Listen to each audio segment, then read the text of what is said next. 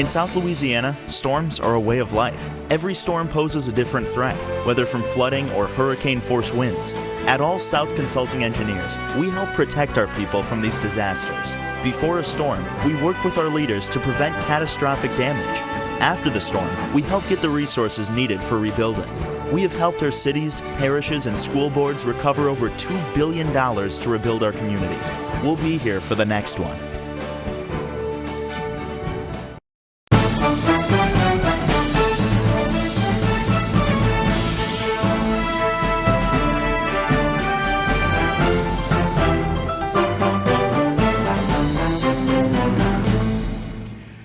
Hello and welcome to this edition of Going Public. I'm your host, Keith Weissite, licensed clinical social worker with Terrebonne Home Care. Very glad you're joining us. However you may be joining us, we appreciate it very, very much. And we are always glad to welcome back to the program Nicholas Mathern. Nicholas, thanks for being here today. Thanks for having me, Keith. Good to be here. Absolutely. We appreciate it. Of course, Executive Director of the South Lafourche Levee District. And man, is it nice to have some dry weather to get some work done, huh? It's fantastic to have dry weather. You know, we have all these great projects going on, and from beginning of January, it seemed like all the weather came all at once, and it was just stopped long enough that if it was warm, it would have dried up. Right. But in the cooler weather, you don't get that evaporation of the rain, and so we were out of work for quite a while at the beginning of the year. But yeah, definitely enjoying the dry weather now. Moving a lot of dirt, getting a lot of levees reaches lifted. So getting ready for hurricane season, like always. Yeah. Well, listen, we appreciate it. I know we got a long list of things to kind of go over. Just want to say thank you for the focus on keeping all of our constituents safe.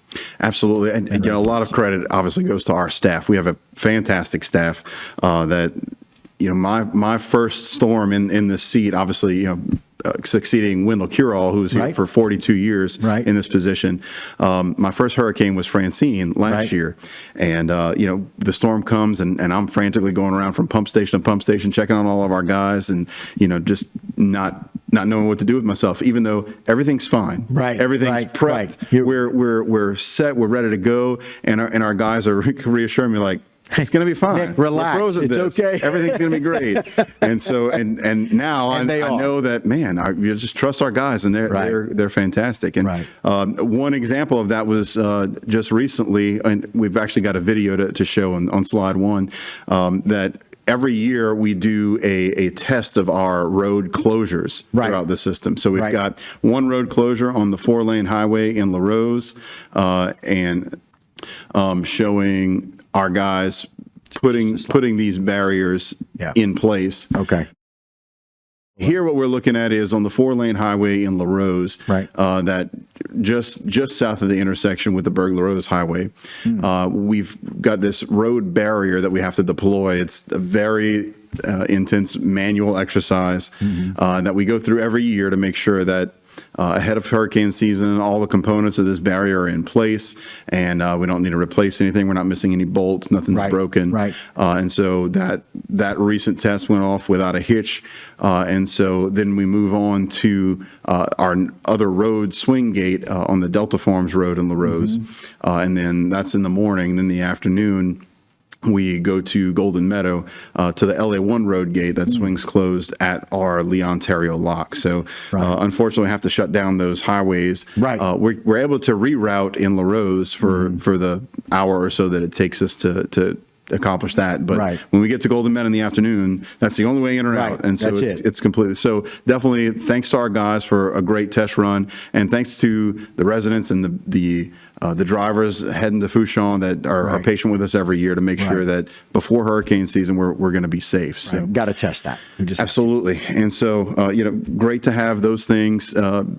Good test runs before hurricane season. The other test run we had recently was on our newly completed Breton Canal Weir. So in slide 3, we've got a shot of what that looks like. Okay. So here we're showing with the location. In the background to the left there is South Lafourche High School. So got you. Thanks for the reference. Sure. This is immediately south of South Lafourche High School, the historic Breton Canal Weir that I believe in the 90s was plugged to prevent some flooding to the communities that feed off of the drainage canals back there.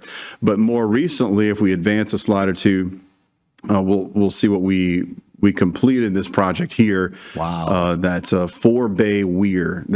This allows us, with all these gates open, and you can see a front view in the next slide. With all 4 of these bays open, we can lower the water in Bayou Lafourche about half a foot over a 24-hour period. Wow. So a couple weeks back, when we had some high winds, high waters, Right, in south winds, right? Correct. That was pushing water up the bayou into the system from the south. But then when we get high waters in the area, then the Intracoastal Canal rises too, and so we had water rising from both ends of our system. Right. And so we opened this on March 31st. Okay. And that was our first actual test run of it in place where we actually needed to use it. On a Monday. And on a Monday, correct. And it worked perfectly, worked exactly as designed. So that's always good to see. Yeah. How wonderful is it? Like the test runs that you're doing, right? We're closing the gates, closing the roses. Here we are opening these gates where you actually go there and it works exactly like it's supposed to. Right. Because obviously during construction, you go out there a few times and you test it as it's progressing. But then, you're really just waiting for that first time that you're really needing it to see, and it works perfectly. So, we got our guys trained up to watch the water levels to make sure that, we're playing a game of inches in South Lafourche, where if the water rises too much above really half a foot above sea level in elevation, we start to see water on the road in the town of Golden Meadow. Sure. And so we need to be proactive and always watching that. We can manage a good bit of it by operating our Lee Ontario lock in Golden Meadow. We also have a siphon system in Golden Meadow that helps us lower the water about a half a foot in 24 hours. This new structure will give us about another half a foot over a 24-hour period. So additional correct. Additional 6 inches. So when those waters get really high and we have to open the gates in Larose to allow traffic to come through, this will allow us to manage that water as it floods into the system. Wow. I love it. I love it. And again, a well-oiled machine about moving water. Absolutely. And that's what it's all about when it comes to our levee district, certainly here. All flood control, correct. Yep. Nick, we appreciate you sticking with us. We'll do this again, right? Yes. All right. Guys, Nick's going to stick with us. You do that as well. We'll be right back right here on Going Public. Don't go anywhere.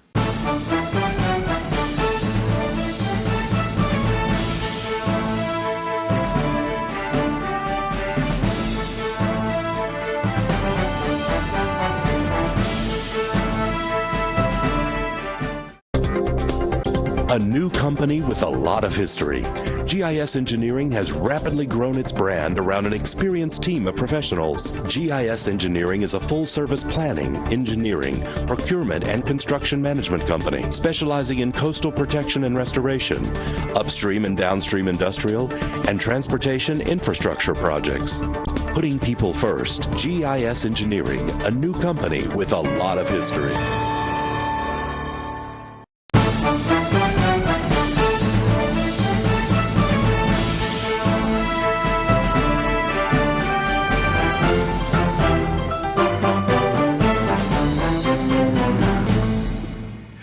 Hello and welcome back to this edition of Going Public. Again, your host, Keith Whiteside, licensed clinical social worker with Terrebonne Home Care. Very glad you are joining us. Very glad to have back with us Nick Mathern, of course, Executive Director of Lafourche Levee District, South Lafourche Levee District, sorry.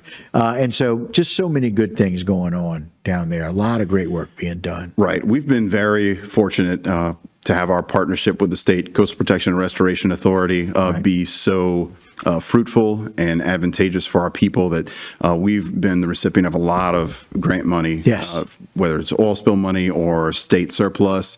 And so we've been able to put that, matching with our local dollars, sometimes using our own equipment. We've got 2 excavators, 2 bulldozers, and full-time employees that operate all those. So we've been able to kind of make the most beneficial use of the money that we've received, our own resources, exactly, stretching the dollars as best we can. And so, as we were talking about at the top of the segment, we've been having a lot of great weather, moving a lot of dirt, and a couple of those other places that we've been lifting some levee reaches around the area.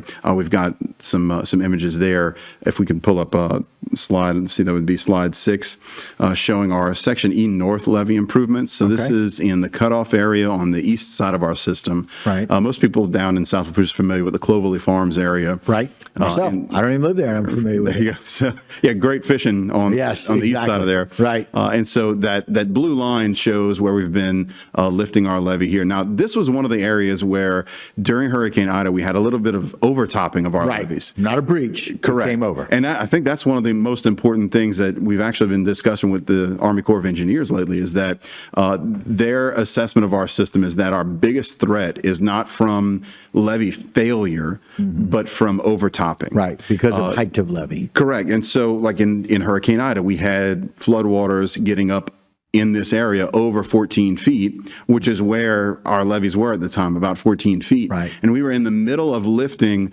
that east to west levee segment that you see just below that blue line. Right. And so we were in the middle of construction, so we had exposed dirt. It was loose dirt. Right. It was the worst possible scenario we could have seen. Right. And so looking at how the levee performed there in Hurricane Ida was very promising, especially in our conversations now with the Corps of Engineers, that, you know, if we remember back, I believe it was maybe, I can never remember, it was Rita or Ike or Gustav, where Braithwaite had a levee failure, east of New Orleans, in Plaquemines Parish, that the levee didn't really fail like a lot of people think. Where a true levee failure is when you have just pressure of water that's too much for your levee to handle, and so it just falls. Right. It just can't handle the weight. But what happened in Braithwaite was you had overtopping, and the waves coming over the top of the levee scoured out the backside, and eventually there was not enough support on the backside that's when the levee failed. Right. And so that's what the Corps of Engineers tells us is ultimately our biggest threat is failure, not from construction, but from the overtopping that we had. Right. And even here, Backside erosion. Right, exactly, to where we don't have that support on the backside that holds up the rest of the levee.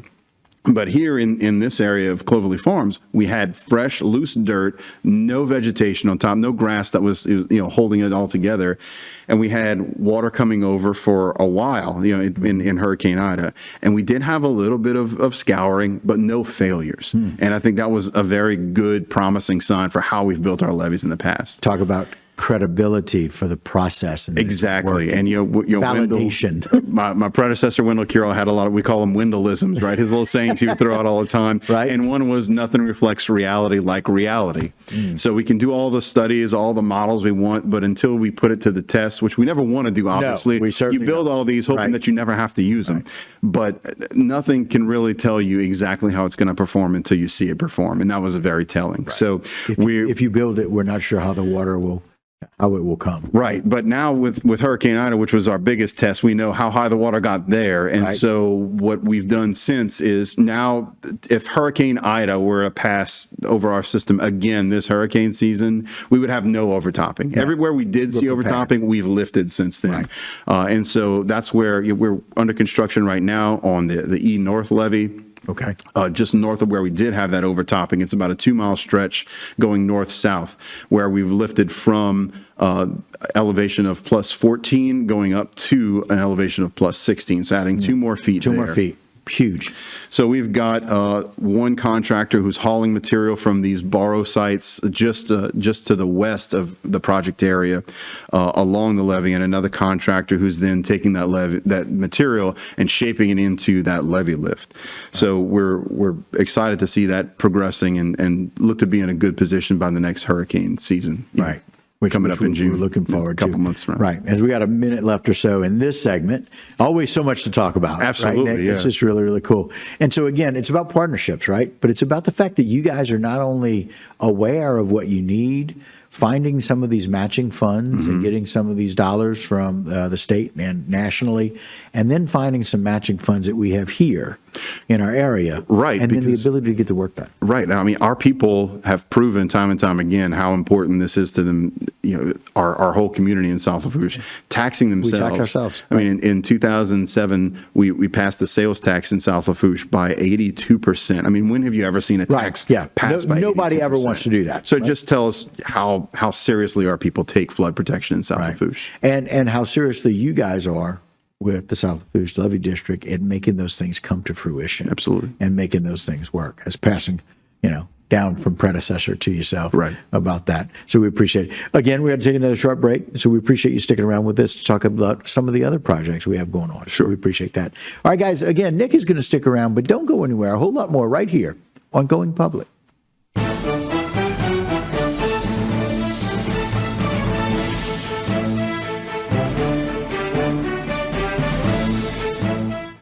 Sea Level Construction is a heavy civil contractor that provides turnkey services for the industrial and marine industries. From building large-scale infrastructure to installing the foundation for expansion projects, Sea Level and its family of companies offer a wide range of capabilities including driven piles, drill deep foundations, structural fabrication, structural concrete, marine construction, barge maintenance and repair, site work development, heavy equipment repair services, and electrical services. Call Sea Level Construction to set the foundations for your next big project.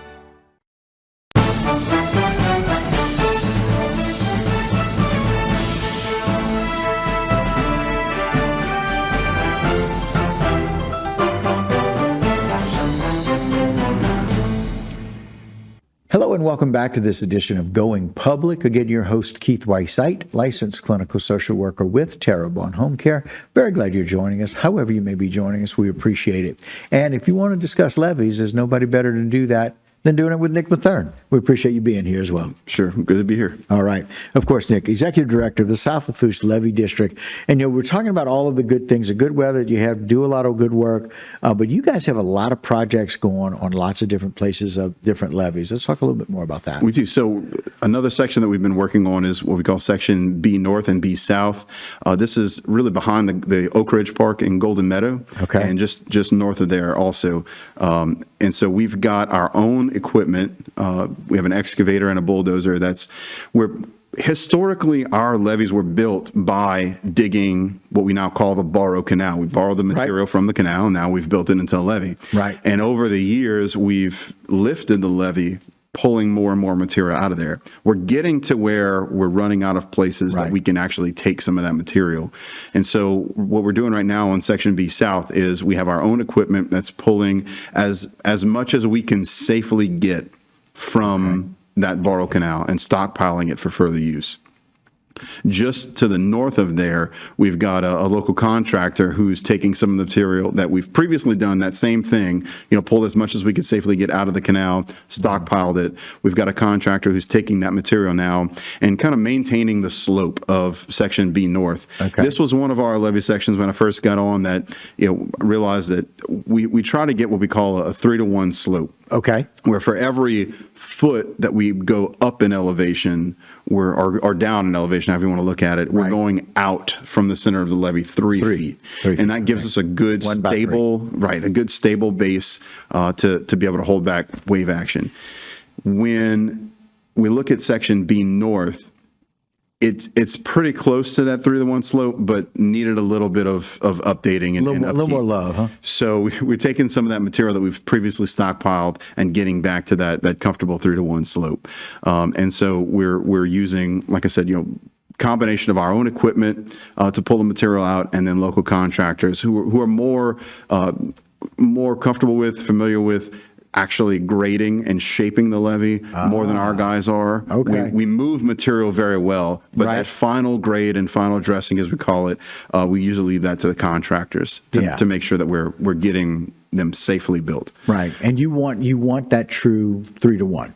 Correct. And that's the minimum that we look for. Right.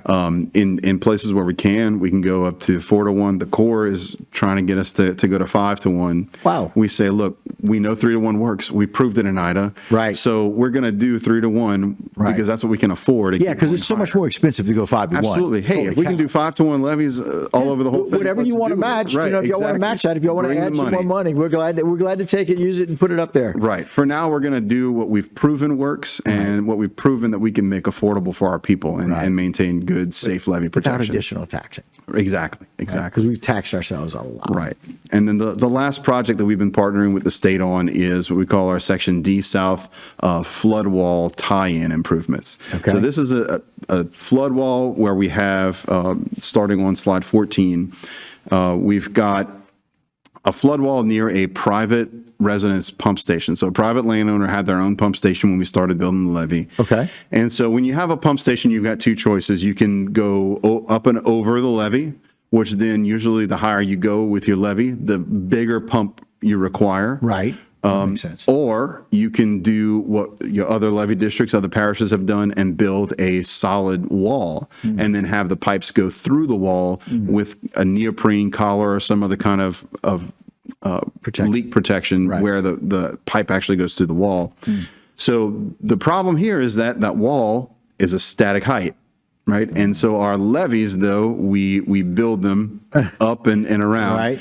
And where the hard structure of the wall ties into the earthen structure of the levee, that's typically, we've seen in other levee districts, other storm events, that's a high point for scouring, because you don't have that solid levee that, you know, that whole way through. Right. You've got this structure that's kind of cutting it off, where water can come through, scour around the structure and pull away some of that dirt. So what we've realized is a good thing to do is to put some kind of hard structure armoring. Here we went with concrete. Okay. So where the wall actually goes into the earthen part of the levee, it's now armored with concrete. And you can see that there, the difference in concrete and earth. Correct, because we've previously in prior years come and lifted the levee on either side of there. Right. Where it was higher than what that wall was in that section. And so we had just a temporary structure where we had, we call HESCO baskets, a metal basket that you fill with a liner and sand. And they work great for flood fighting, but it's not a permanent solution. Right, it's temporary. Right, so this is a section that we've been targeting for a while. We knew it was going to be pretty expensive. The state came in and said, look, we've got some surplus funds, some oil revenue funds that we're going to share with you. And so this project, we just accepted completion on actually at our last board meeting. So it's ready to go. It'll be pretty strong enough for the upcoming hurricane season. I love it. I love it. It's always nice when somebody says, what a great idea. We think you're doing the right thing. This is the way to do it. And we got some money. We'll pay for it. Absolutely. Right? Love a hand up. And yeah, that's exactly right. We talk about it all the time, right? We're always looking for a hand up, not a handout. Right. And we'll take that. Absolutely. Again, less taxing of the people. And again, they've taxed themselves quite a bit. And what a great levee system we have. What a great team you have.